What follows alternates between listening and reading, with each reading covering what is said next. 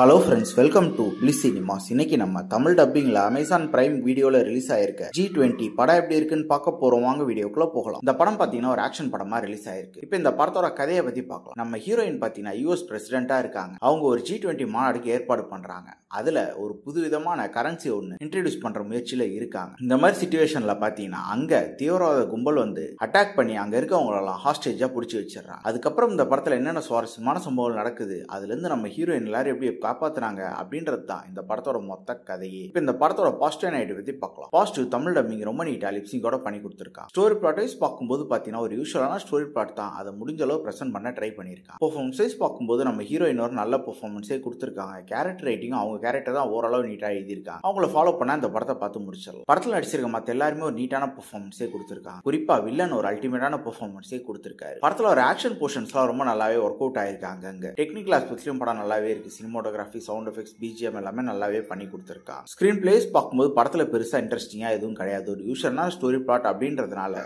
நமக்கு பல சீன்ஸ் வந்து ப்ரெடிக்டபிளாக லேகிங்காகவும் தான் இருக்கு. இவங்க புதுசாக சுவாரஸ்யமாக எதுவும் எழுதுன மாதிரி இல்லை. ஓவராலாக பார்த்தீங்கன்னா இது ஒரு ஒன் டைம் வாட்சபிள் படம் தான். வேணும்னா ட்ரை பண்ணி பாருங்க. இன்னொரு வீடியோவில் சந்திக்கலாம். தேங்க்யூ.